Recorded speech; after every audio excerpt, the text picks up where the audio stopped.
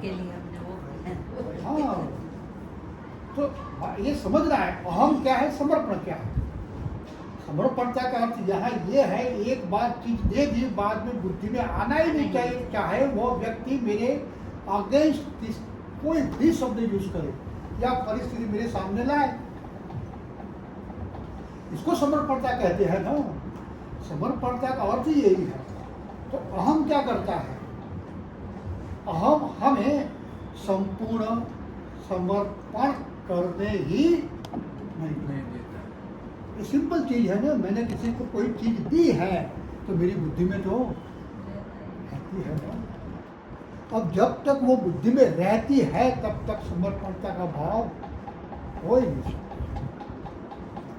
तो ये अहम है, देखने में नहीं आता। शरीर का भान का मतलब क्या, मैंने दिया। बाबा बोला क्या, बाबा ने स्लोगन दिया है, पंजाबी में क्या कहावत है, हाँ नहीं, और क्या आगे कहावत है, बाबा बहुत बोलते हैं। हाँ नहीं, ये एक समर्पणता का रेफरेंस में क्या बोला है, नेकी कर और क्यों, इसका अर्थ क्या होता है? नहीं, एक कहावत का अर्थ क्या है? नहीं, दरिया में डाल माना क्या, समुद्र कैसी वस्तु है, जो चीज गई माना वापिस नहीं आती, समा जाती है, देखने में भी नहीं आती। तो हम तो क्या करते हैं, बार बार वो चीज बुद्धि में आती है ना कि मैंने इसको इतना दिया, मैंने इसके लिए ये किया, मैंने इसके लिए ये किया। वो समर्पणता नहीं है। हम भी हमारे बच्चों के लिए क्या क्या बुद्धि में रखते हैं, इसीलिए हम जो चाहते हैं वो रिजल्ट हमें नहीं मिलता। ये समर्पणता है ही नहीं। समर्पण जब होंगे तो रिजल्ट तुरंत मिलना चाहिए।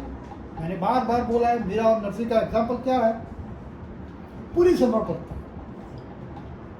तो ये यहाँ समझाता है कि जब अहंकार है तब तक हमारा संबंध परमात्मा से कभी छूट नहीं सकता, क्योंकि बीच में क्या आता है, अहम आता है।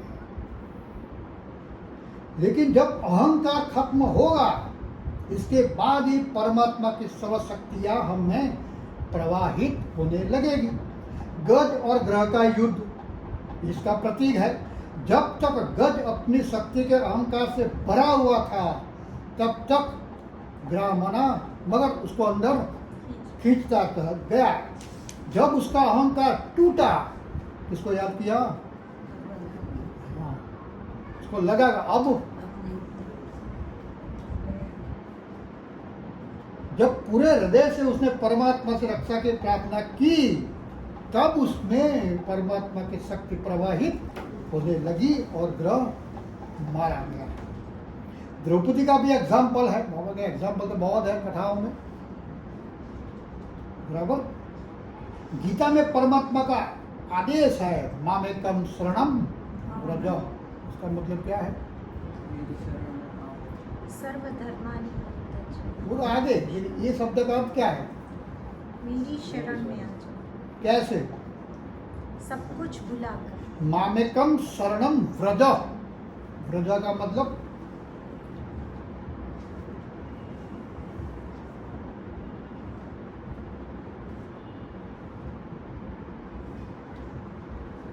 शरण मतलब आखिर जिंदगी में गाड़ा नहीं जोड़े गया।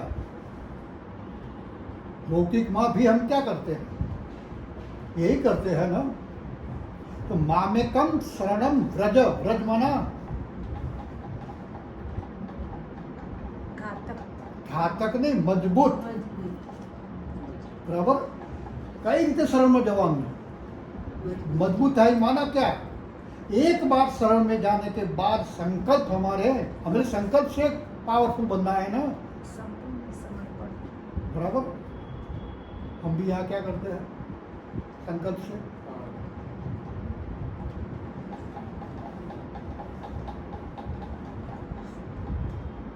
कोई भी परिस्थिति हमें हमारे सामने आई, हम बाबा का तो बोलेंगे पहले, इसके बाद क्या करते हैं।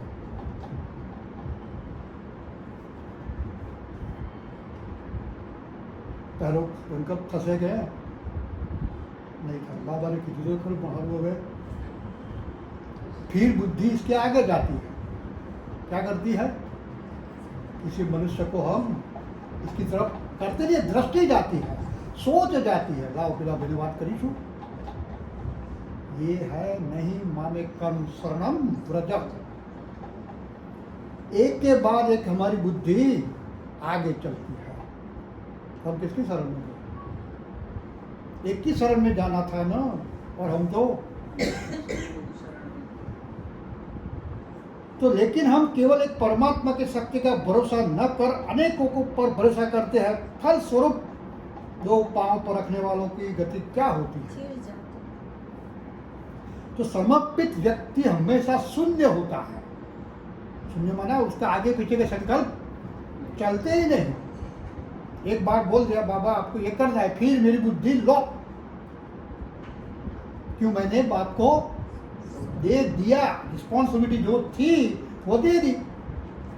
ब्रह्मा ने क्या किया, बेगरी का पाठ का एग्जाम्पल हमारे सामने है। इसकी जगह हम होते थे क्या करते। बाबर में यहाँ बुद्धि की लड़ाई है ना, दूसरा कुछ यहाँ करना ही नहीं है, खेल सारा बुद्धि का है। इसलिए बाबा का रिफाइन बुद्धि करनी है ना। हमारी बुद्धि में क्या क्या है, सब रिफाइन माना, क्लीनर, क्लियर, रिफाइन, कितने बाबा शब्द यूज करते हैं। एक बार बात, हम भी आज बाप को तो कोई बात बताते हैं, लेकिन इसके बाद क्यों ऐसा होता है, कितना निश्चय है हमें पता ही नहीं है ना, मैंने किसको बोला है, इसकी वैल्यू क्या है, वो कौन है, वो मैं बता। इसलिए बाबा बोलता है फोटो में कोई और कोई में भी कोई बिरला ही मुझे जान सकता है। मुझे जाना अपने आप से हम पूछे कि मैंने बाप को जाना, परमात्मा क्या चीज है।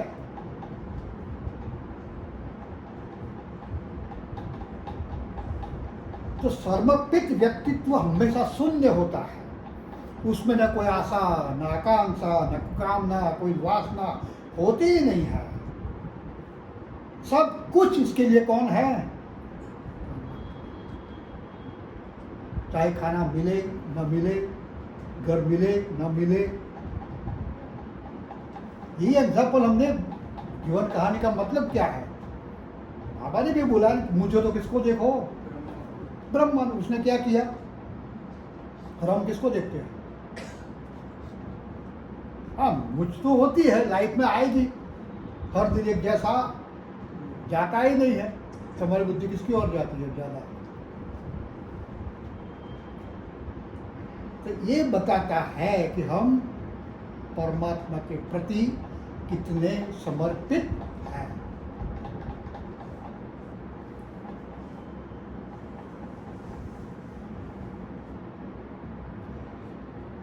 जो समर्पित व्यक्ति होता है वो खुद परमात्मा का वाद्य बन जाता है। वाद्य माना संगीत साधन, बगाड़े कौन, ऐसा है जो जैसा चलाए, जैसा खिलाए, जहाँ बिठाए, हमने बहुत बहुत बोला है ना, ये सब इसका एग्जाम्पल है। परमात्मा का वाद्य बन जाता है। परमात्मा के स्वरों के लिए हमारी बुद्धि में बीच में कोई अवरोध नहीं आता। सबसे अच्छा एग्जाम्पल क्या है इसका, मूल्य। मूल्य क्या है, परमात्मा के स्वर, हम क्या है उसके वाद्य। अब स्वर कहाँ जाते हैं, स्वर तो वाद्य में से निकलने चाहिए ना। हमसे क्या निकलता है दिन भर, कौन से स्वर निकलते हैं, कैसे निकलते हैं। मुझे लगता है कि परमात्मा मेरा यूज कर रहा है। हाँ थियोरेटिकल बातें होगी सब, लेकिन प्रैक्टिकल में मैं अपने आप को एसेस करूं क्या होगा। हमने जो आज बोला वो मूल्य के आधार पर था, जो भी शब्द निकले। आज्ञा का मतलब जो चाहे वैसा बोल मेरे मुख से निकलना चाहिए। अब वो क्या चाहता है? धीरे बोलो। मैं क्या कर रहा हूँ? बाबा इसीलिए कहते हैं कि भाई अपने आप को देखो, चार्ट बनाओ। चार्ट को लिखने से चार्ट नहीं बनता, बैठ कर सोच भी वो भी चार्ट है हमारे लिए। तभी तो मुरली का इतना गायन है। धन्य है वो लोग जो परमात्मा के ज्ञान मुरली या ज्ञान वीणा बन जाते हैं। उन्हीं का जीवन सफल और कृतार्थ बन जाता है। कृतार्थ माना दूसरों के लिए। अब आगे ब्रह्मा और मम्मा समर्पण के आदर्श उदाहरण है, एग्जाम्पल है। निराकार परमात्मा शिव के एक संकेत पर रंच मात्र हिचकिचाहट के दिखाए बिना ब्रह्मा ने अपना सर्वस्व ईश्वरीय सेवा में समर्पण कर दिया। 35 इयर्स की लंबी अवधि में उन्होंने कभी परमात्मा में संशय नहीं किया। कठिन से कठिन परिस्थितियां उनके सामने आई, लेकिन उन्होंने कभी क्या, क्यों, कैसे ये प्रश्न उनकी बुद्धि में उठे ही नहीं। इतना समर्पणता था, इतना वो संपूर्ण था, अर्थात वो तन मन धन से 100% समर्पित था। उसने खुद की अपनी बुद्धि को ही समर्पित कर दिया था।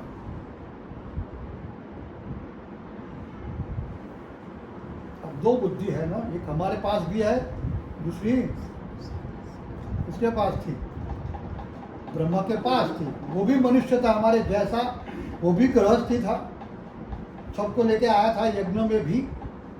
दोनों बुद्धि में अंतर क्या है? आज के दिन में ये चिंतन बुद्धि में चलना चाहिए। उसकी बुद्धि कहाँ और कैसे चलती थी? तो 100% नहीं, 5-10% भी है मेरी बुद्धि कैसे चलती है?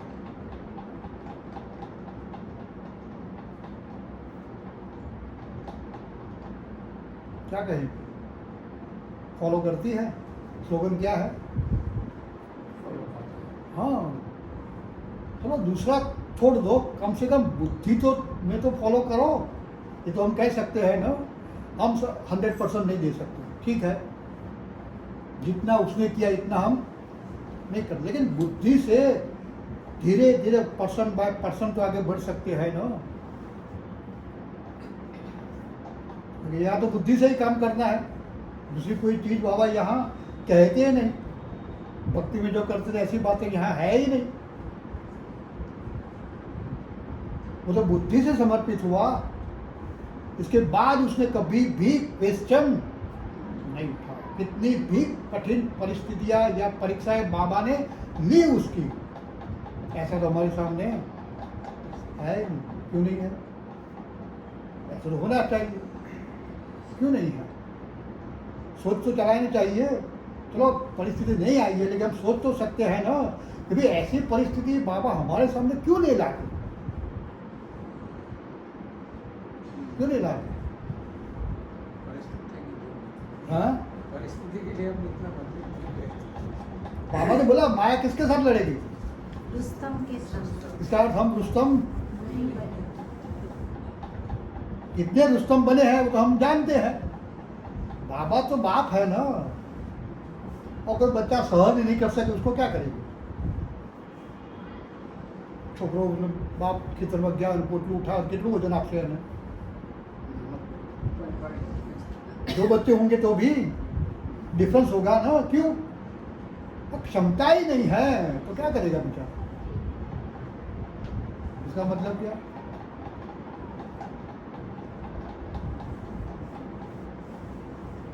हमारे सामने इतनी कठिन परिस्थिति नहीं आती, इसका मतलब क्या? पुरुषार्थ हमारा इतना पावरफुल नहीं है, क्योंकि बाप है ना, वो देख देख कर करेगा ना। अब कैपेसिटी नहीं है और परिस्थिति भेज दी तो क्या होगा? बच्चे आगे चल ही नहीं सकेंगे, उसको चलाना है ना। पहले भी मूल्य में आया था ना, मैं तो ले जाऊंगा जरूर, मार के पीट के कुछ भी करके ले जाऊंगा, लेकिन इसके पहले मुझे क्या करना है? मैं लेने के लिए आया हूं। तुम कैसा भी हो आज की तारीख में, अभी मैं कुछ नहीं करूंगा, लेकिन जैसा समय नजदीक आएगा तो फिर क्या होगा? છોકરા આખું વર્ષ ના વાંચ્યું, વાર્ષિક એક્ઝામમાં લઈને ચોપડો બેસે, શું થાય? શું થાય? याद नहीं रहा नहीं, रिजल्ट क्या आएगा वो पता पड़ जाता है उसको। सारा साल कुछ नहीं किया है, एग्जाम का अगले दिन बैठे तो क्या होगा?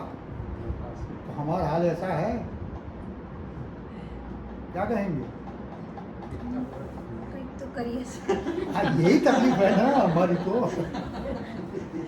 नहीं, सोचना हाई, बाबा ने बोला सोचो बहुत ऊंचा।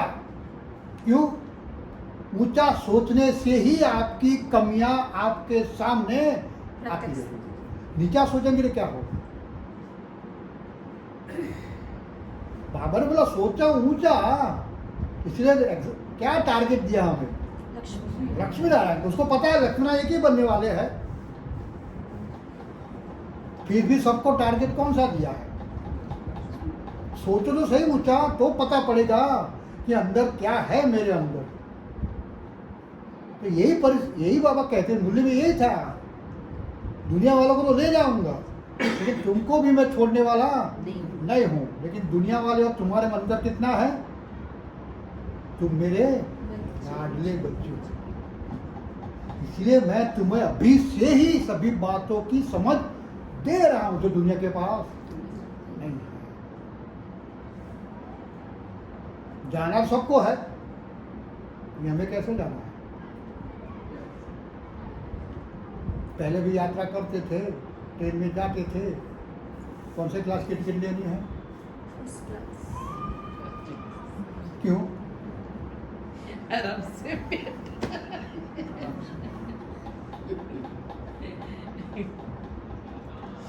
तो हमें भी जाना है कैसे? કામ છે.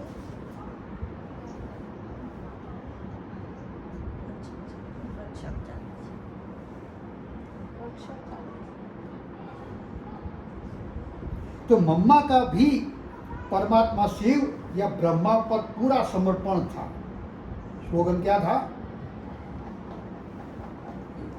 हाँ जी। क्यों?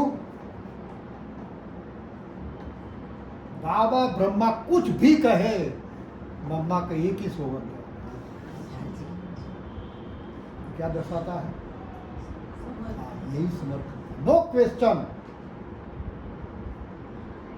हाँ जी कहा, तभी तो ये दोनों आज देवी जगत के नक्षत्र बन गए हैं, जिनके दिव्य प्रकाश में पथ भ्रष्ट जीवात्माएं सच्चे पथ का पथिक बन जाती है, और संशयग्रस्त जीवात्माएं अपने संशय का निराकरण पाकर आखिर में लक्ष्य तक तो पहुंच ही जाएगी।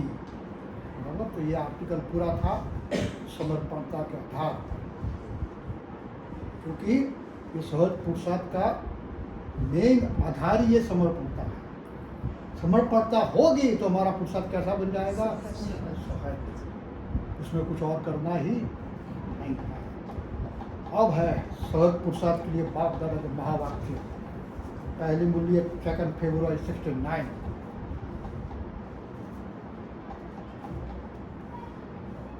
मैपन का आना, इसको ही कहा जाता है ज्ञान का अभिमान, बुद्धि का अभिमान, सेवा का अभिमान। तीनों जगह मैपन आ सकता है। कहाँ? ज्ञान में, बुद्धि में, सेवा में।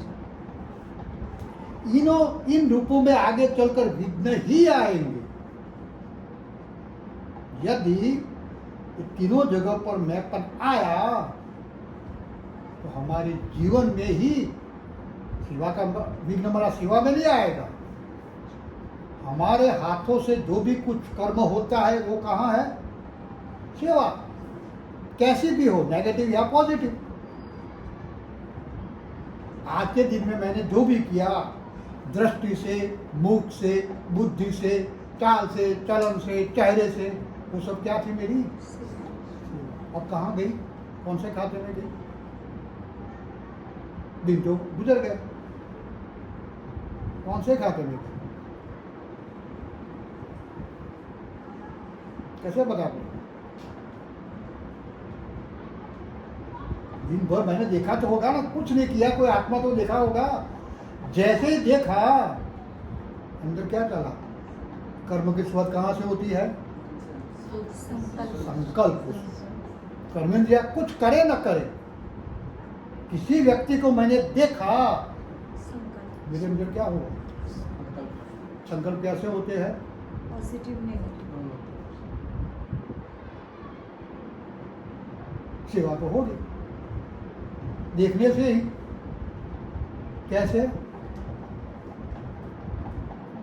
जो नेगेटिव रूप से देखा होगा तो मेरे वाइब्रेशन, नेगेटिव उसका रिजल्ट भी नेगेटिव। मिलेगा। पॉजिटिव रूप से देखा होगा तो सेवा का फल तो मिलेगा ना। तो ये इंपॉर्टेंस है, बराबर। इन रूपों में ही आगे चलकर विघ्न आएंगे। जिस रूप से आपने उसके साथ नेगेटिव संबंध क्रिएट किया था, तो विघ्न भी हिसाब तो करना पड़ेगा ना, वहां से ही आएंगे। अब तो मारो हाथ में तो मैंने 1 लाख मार दिया, मारे उसे। वो तो क्रिया थी ना, लाखों मारो एक क्रिया છે। तो भूतकाल શું છે मुझे पता ही नहीं। हाँ नहीं, कुछ तो सोचा होगा इसके प्रति, वो ही इसका रिजल्ट है ना। हमें इसीलिए कहा जाए कर्म की गति बहुत गुह्य है। तो ज्ञान का अभिमान, बुद्धि का अभिमान, सेवा का अभिमान, 3 अभिमान है। ज्ञान का अभिमान क्या है?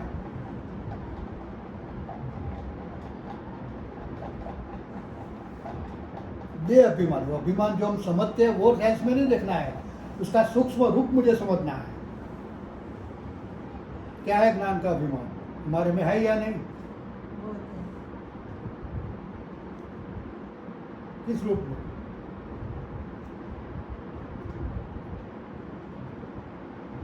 हाँ, बड़ा रूप तो मुझे मालूम है ज्ञान का, लेकिन यहाँ से मुरली सुनने के बाद जब मैं घर जाता हूँ तो ज्ञान का अभिमान रहता है या नहीं? क्या करें?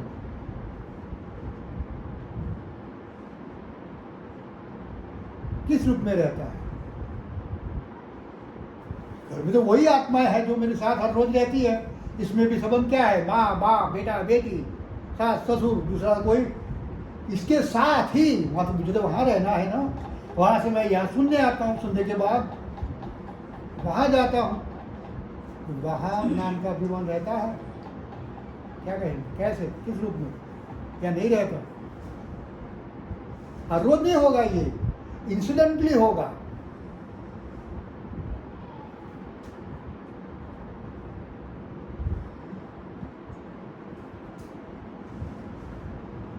कैसे कहेंगे?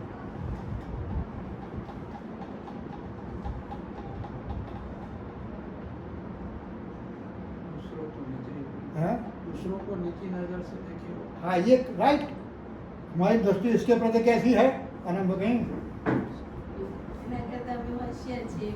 ना, એવું અંદર નહીં, આના સમજ નથી। ધેટ મીન્સ હું બોલતો નથી, પણ બીજાને મારી દ્રષ્ટિમાં ક્યાં લગાવું છું? મારા એસેસમેન્ટ પ્રમાણે, મારા ગણિત પ્રમાણે, बराबर। ये क्या है? ज्ञान का ये अभिमान है।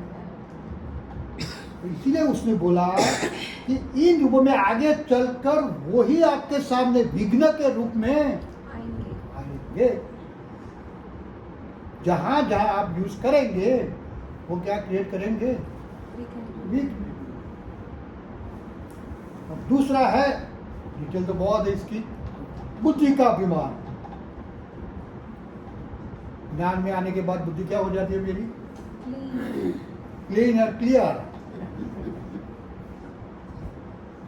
क्या होता है?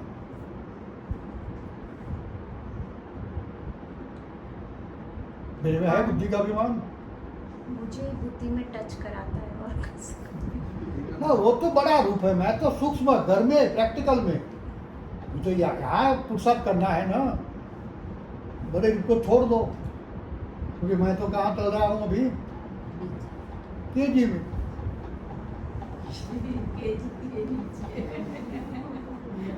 तो बुद्धि का अभिमान आज दिन ही असेसमेंट करना है ना। आज का दिन गया कैसा गया? हाँ, विनम्रता आती है, पोलाइटनेस। मैं अपने आप को क्या समझता हूँ? मैं बड़ा होशियार। ज्ञानी कैसा होता है? विनम्र। क्योंकि इसमें ज्ञान अर्थात ही समझ। ज्ञान कोई स्थूल ज्ञान की बातें नहीं है इधर। ज्ञान माना ही समझ। समझदार कैसा होता है? विनम्र। घर में हम कैसे रहते हैं? विनम्र का दूसरा रूप क्या होता है? सहनशीलता। उसके साथ कनेक्टेड है। किसी के बोल हम सहन कर सकते हैं? कर्म की बात छोड़ो, बोल भी छोड़ो, किसकी एक्ट, एक चीज इसने इधर से उठाई इधर रख दी, क्या होता है अंदर?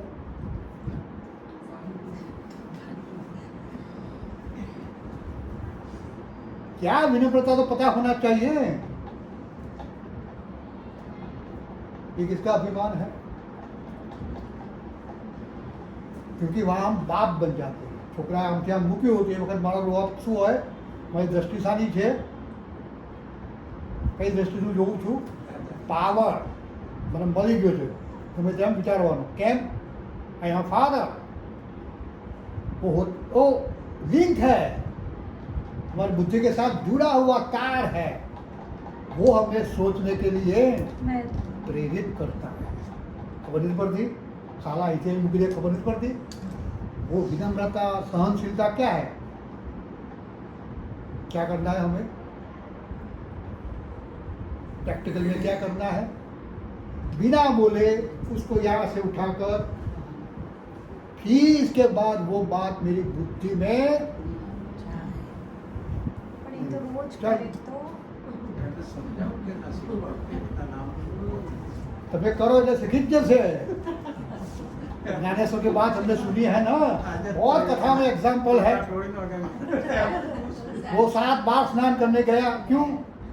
कथा तो ये तो स्टोरी है ना, बोध कथा। क्या सब समझा हमने कि अपना कहता ना बुद्धि नहीं। वो तो कितना बड़ा हो गया, कैसे एक दिन में हम ऐसा सोचते हैं, ऐसा करेगा तो ऐसा होगा।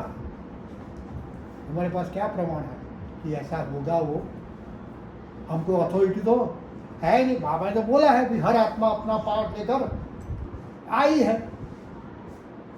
आप कुछ भी करो, हर माँ बाप सोचता है कि मेरा बच्चा परफेक्ट बने, क्योंकि दुनिया कहाँ जा रही है? परफेक्ट। ये दिन आना ही नहीं चाहिए। लेकिन मुझे क्या करना है वो तो मुझे पता होना चाहिए।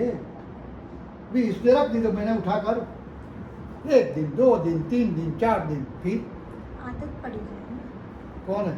आने तो दिया हो ना, पॉजिटिव नेगेटिव। ये लोग का अपनी पॉजिटिव पे जा रहे हैं। हाँ, मेरे मन में अभी भी ये सभी चीजें है। वही बातें मुझे का दृष्टिकोण से रख दिलाते हैं नेगेटिविटी। પછી એ છોકરાઓ નાખે તો એમ કે ટકોરતા જ નથી બહાર। ये तो दुनिया ना शब्दों से ना। बाबा ये क्या कहते हैं? बाबा को बाबा मारना ही नहीं। आंख दिखाओ। आंख दिखाने का मतलब अलग है। आंख दिखाने का मतलब ही अलग है। ये आंख दिखाने की जरूरत ही नहीं है ना। आप कहाँ दिखाने? चलो छोड़ो बच्चे को, हम और बाबा मेरे सामने, बाबा ने हमारे लिए क्या क्या किया, कितना समझा, हमने क्या किया, बाबा ने कितनी आंखें दिखाई, बाबा ने कितनी दिखाई हमारे प्रति, दिखाता है लेकिन इसका रूप अलग होता है। आंख दिखानी है लेकिन दुनिया की बुद्धि बातें जो मेरी बुद्धि में है वो कहावत के लिए ये नहीं है। यहाँ आंख दिखाने का तो कहावत है ना, उसका मीनिंग लौकिक दृष्टि से अलग है, वही समझ अभी तक मेरी बुद्धि में है। तो बाबा ने हमें कितना समझाया, हम समझ नहीं रहे, वो कितनी आंख दिखाई, दिखाता है आंख, कैसे रूप में, किस रूप में, उसके पास साधन क्या है आंख दिखाने का, मूल्य। और जितनी भी कमियां होगी बार बार वो बोलता जाएगा, लैंग्वेज थोड़ी धीरे धीरे हार्ड करता जाएगा। बाबा की है मूल्य, दो कान से सुन लो, बहुत हार्ड बोल रहा है, इसका मतलब हमें पता नहीं होता। कान खोल के सुन लो, कान खोल के सुन लो, बहुत अच्छे अच्छे शब्द बाबा ने यूज किए हैं। लेकिन हम तो आंख दिखाने का मतलब क्या समझते हैं, रूप अलग करना होना चाहिए ना। तीसरा शरीर का अभिमान, बुद्धि का, फिर ज्ञान का, तीसरा है सेवा करना। वो तो हमें पता ही है, इसमें कुछ कहने की, माँ या बाप होंगे, पति या पत्नी होती, बाप और बच्चे होंगे, तो वो तो बुद्धि में रहता ही है ना। यहाँ समर्पण का अर्थात क्या, समर्पणता का मतलब सिर्फ परमात्मा के प्रति नहीं, पहले तो वहां से शुरुआत करनी है ना। बाबा हर एक को कैसे बुलाते थे, आओ बच्चे, कैसा भी हो व्यक्ति, वो सरदार जी तलवार लेके आया था, फिर भी अपना ताकत नहीं, ताकत की समझ की जरूरत है। तो दिन में एक बार तो यूज कर सकते हैं, चलो आप बोलना नहीं, बुद्धि से तो उसको पुकार सकते हैं, अंदर ही अंदर, मन ही मन, ये तो हम कर सकते हैं। तो बिना अभ्यास से कोई चीज हो नहीं सकती। बुद्धि की क्या जरूरत है, प्रैक्टिस की। वो प्रैक्टिस कॉन्क्रीट है मेरे पास, इसमें कोई सिखाने की जरूरत नहीं। बच्चे को कैसे बुलाना है, हर परिस्थिति में मेरा रूप बुलाने का चेंज हो जाता है। 55 ना आए बजे शू करशो, बाप तो वही है और दूसरा फेल होकर आया, दोनों का बाप तो एक ही है। अब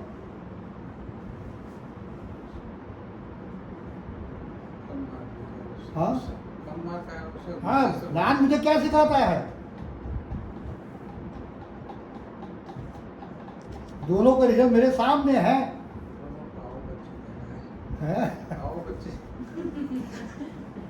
क्या करेंगे हम, तो हम सब तो गृहस्थी है, हमें तो ऐसी स्थितियों में ही समझ क्रिएट करनी है ना, बाद में ज्ञान का यूज कहाँ करें।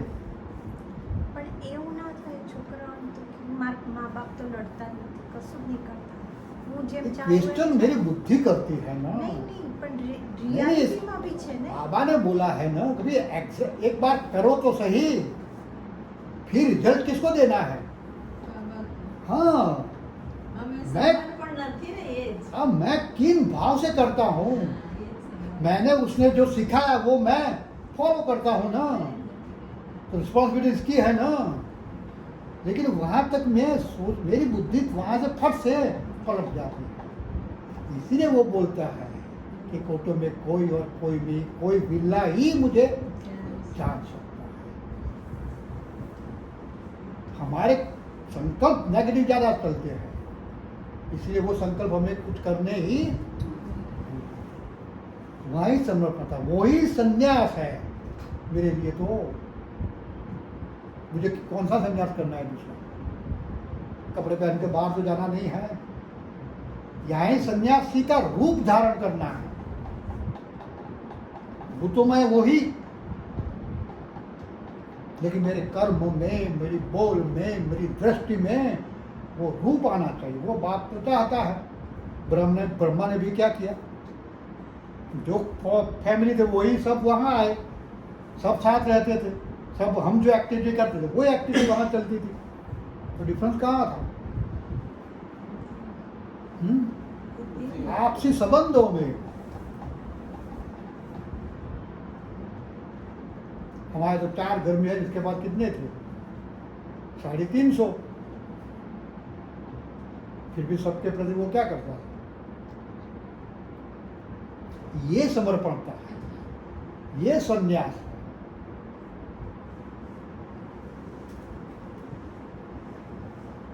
तो इन रूपों में आगे चलकर विघ्न आएंगे, लेकिन पहला ही इस मुख्य विघ्न को आने ही नहीं देना। कौन सा अभिमान आएगा तो इसका रिजल्ट मिलेगा।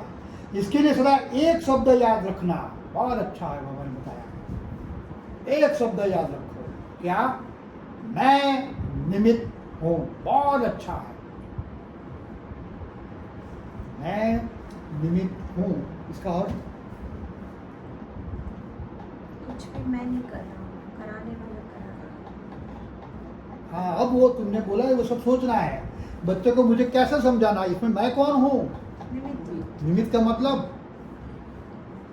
जो बाबा ने कहा वैसे ही मुझे। नहीं, और आगे और गुह्यता में। उसको चलाने वाला कोई होगा।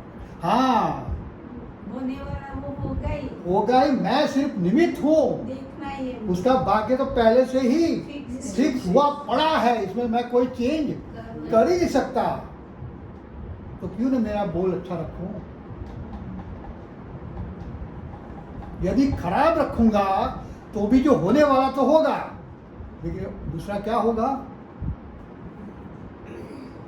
उसका तो जो होने वाला वही लगे। मैंने जो दृष्टि या वृत्ति या सोच रखी, उसका रिजल्ट भी मुझे भोगना पड़ेगा। भोगना पड़ेगा, चाहे पॉजिटिव।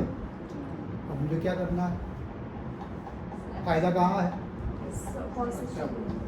आप खराब सोचेंगे, इसको कितना भी डांटेंगे तो भी क्या होगा? वैसे का वैसे ही। क्योंकि वो तो लेकर आया है ना सब कुछ। आपके हाथ में है क्या? तुम्हारा रोल क्या है? पालना का। पालना का मतलब क्या होता है? माँ और बाप तो शब्द है ना, किसके लिए है? पालना के लिए। पालना का मतलब क्या है? हम किसको पालना कहेंगे?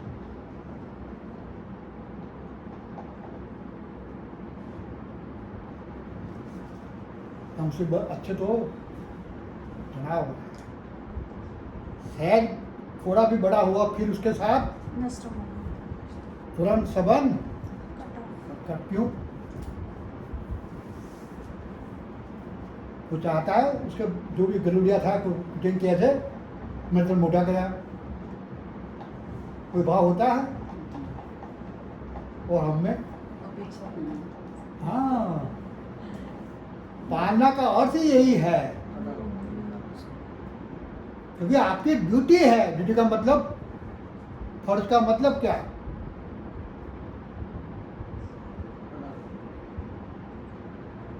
मुझे बाप बनाया है तो मेरी ड्यूटी है उसको पालना करने की। लेकिन मैं क्या समझता हूँ पालना का अर्थ? राइट।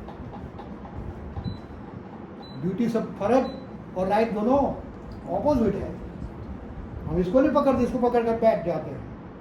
वो बात सुने, इसीलिए शब्द इंपॉर्टेंट। मैं निमित्त हूं। वो हमने सिलेक्ट किया था उसको, बाबा इसको मेरे घर भेजना। क्यों आया? कैसे आया? जो भी बच्चा है उसकी मर्जी से आया है। अमासु अमेरिका में ना जाए तो घेर ऐसु का आवे क्या धीरू अंबानी ने घेर दी, यहाँ क्यों आया मेरे पास? उसका भी सिलेक्शन था कोई? मेरा था मेरा भी नहीं, तो किसका था? बाबा का, बाबा का भी नहीं था, था किसका?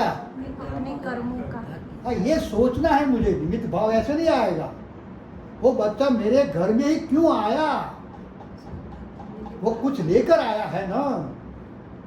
और पालना का दूसरा क्या होता है? अब आया है मेरे पास, इसका मतलब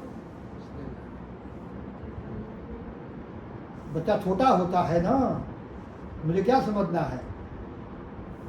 मुझे कुछ उसको देने का अभी तक बाकी था, अब मुझे देना है। जब तक 100% दूंगा नहीं तब तक क्या होगा? रुका नहीं। मैं जो चाहता हूं वो रिजल्ट सामने से मिलने वाला नहीं, इसीलिए तो वो आया है ना। हम देखते हैं काफी एक्सीडेंट में शरीर छोड़ देते हैं। एक्सीडेंट तो क्या है? वो एक निमित्त चीज है ना। और काफी तो परेशान भी होते हैं। कहाँ तक बच्चा पैदा हुआ पैरालिसिस, क्यों? क्यों? अपना भाग्य। એનું ભાગ્ય નહીં, મારો હિસાબ એની જોડે, મારા તો મારી દ્રષ્ટિએ જોવાનું છે ને। वो ये ज्ञान मेरे लिए है ना, मुझे यूज करना है। મારી પાસે માગતા રહે. हाँ, हिसाब किताब इतना कड़ा था, बेचारे को क्या हो गया? क्यों?